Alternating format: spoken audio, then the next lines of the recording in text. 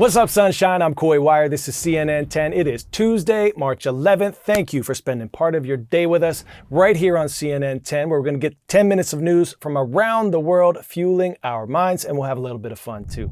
All right, we start today in China, where the week-long National People's Congress meeting comes to an end.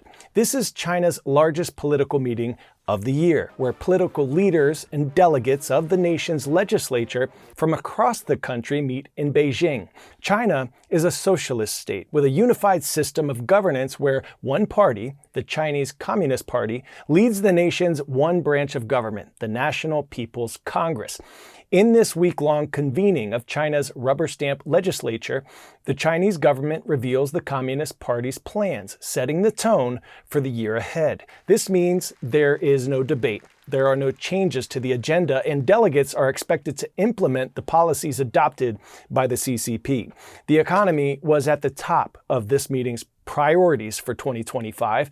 China's vast economy has been slowing in recent years, so the Chinese government unveiled its plans to address economic growth and pledging to boost consumer spending at home. The meeting also addressed how Beijing plans to continue its transformation into a technological powerhouse by ramping up investment and private sector support for technological innovations. All of this comes as Beijing prepares for a potential drawn-out economic showdown with the United States over tariffs. U.S. President Donald Trump recently doubled tariffs on all Chinese imports to 20%. Beijing responded by imposing retaliatory tariffs, escalating a trade war of sorts. Our Mark Stewart and Simone McCarthy were at the National People's Congress meeting, and they're going to give us a glimpse of some of what goes on behind the scenes. Check it out. From our spot here, you can see delegates from all over China arriving at the Great Hall of the People. This is the annual meeting of the National People's Congress. I'm on Tiananmen Square. Normally, it is off limits to international press, but this is an exception, as this is China's largest political meeting of the year. There are lots of police officers here. Security is very tight. This whole series of events is very controlled. And this is just what we're seeing from the outside. All those delegates you saw, some 3,000 in total, this is where they'll spend the week. You'll often see scenes like this because it's one of the rare opportunities for local media to actually talk with officials. And tea service is a staple before the main events, which are happening here, the great auditorium. We're standing on the balcony, but we're at least a football field away from the stage, which is the closest most media will get to China's elite leadership. Throughout the week, delegates will discuss China's plans for the year ahead, and next week they'll vote, usually always almost unanimously, to approve the plan. This is all happening as China faces economic problems at home as well as pressure from the United States. This is all about showing stability and confidence. Everything here is highly choreographed, a way for China to highlight its system as orderly and as unified, in contrast to what it sees as the chaos in some Western democracies. But in the end, the real power lies with leader Xi Jinping and his grip on China's Communist Party. 10-second trivia. Which of the following is the northernmost capital city in the world? Reykjavik, Iceland, Nuuk, Greenland, Oslo, Norway, or Ottawa, Canada? Answer is Nuuk, Greenland. The capital city of the Danish territory sits only a few kilometers north of its neighbor Iceland's capital, Reykjavik, to make it the northernmost capital city in the world. Now to news regarding the Danish territory, Greenland, where Greenlanders are heading to the polls in a general election, 1 week after President Donald Trump reiterated his call for the U.S. to acquire the island. The ongoing international spotlight on the self-governing territory has already played a major role in the lead-up to the election. Our Fred Pleitgen shows us how the island's future relationship with Denmark and the U.S. potentially hang in the balance as voters head to the polls. It's an unlikely place for a geopolitical tug-of-war. Greenland, with a population of about 57,000, known for its fishing, natural resources, and glaciers, goes to the polls on Tuesday. Something that in the past probably wouldn't have attracted a lot of global attention, But that was before Greenland caught the eye of U.S. President Donald Trump. We will keep you safe. We will make you rich, and together we will take Greenland to heights like you have never thought possible before. It's a bold offer, especially since Greenland is a territory of Denmark, though it's semi-autonomous with its own parliament, but it does rely on Denmark for about half its annual budget. The U.S. already has a military base in Greenland, which plays a key role in missile defense and satellite communication. And Greenland is also the gateway to the Arctic, lying on the shortest route from North America to Europe, so its location is strategic.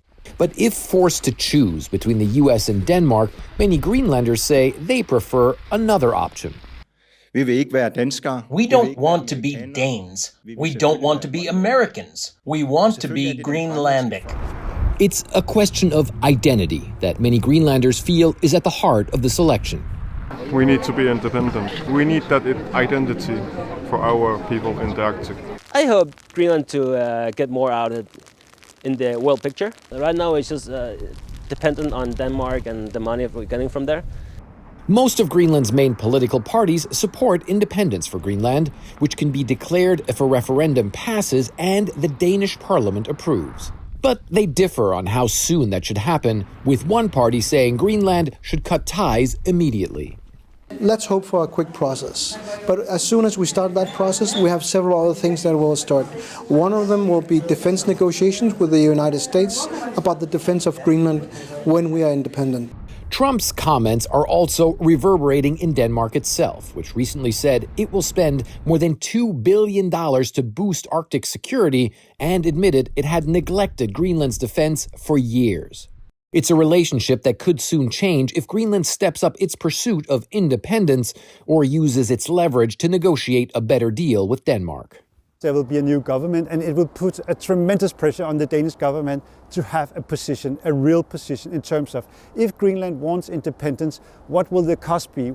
Independence isn't on Tuesday's ballot, but the results could reconfigure Greenland's future, something the U.S. and many others will be closely watching.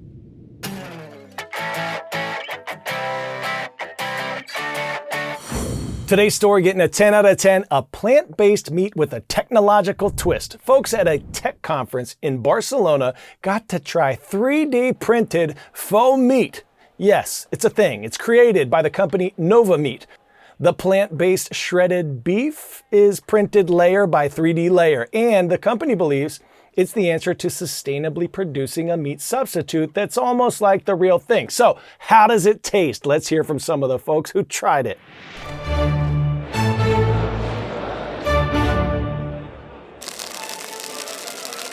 Would you try plant-based beef tacos made with 3D printing technology? Visitors to the Mobile World Congress in Barcelona sampled this meat alternative made by Nova Meat. La textura me gusta mucho. Se parece mucho a la carne natural. El sabor también. Y entra bastante, o sea, luego cuando lo masticas, se les hace muy rápidamente en la boca. Está muy rica. The company uses 3D printing technology at scale, creating plant-based proteins that mimic the texture of traditional meat products. It tastes, like meat. Good. Surprised. Very surprised, actually. What people are looking for is not something that just replicates meat, a copy of meat. What you're looking for is protein with texture. Nova Meat plans to expand its product range and amplify its global market reach. Oh boy, this brings a whole new meaning to getting the meat sweats. Would you be nervous about this stuff? For all you meat lovers out there, would you swap out for some 3D printed beef? All right, it is that time. Shout out time, and this one goes to Esco High School in Esco, Minnesota. We heard student entrepreneurs are running a coffee shop on campus to learn about business. We love the intrepid spirit. Rise up. And we are pumped for tomorrow's #YourWord Wednesday. So follow me at KoiWire on the socials. Put your word and definition in the comment section of my most recent post, and we're going to choose a winner to work into tomorrow's show, complete with a shout out. Bring it. I'm KoiWire. This is CNN 10. I'll see you tomorrow.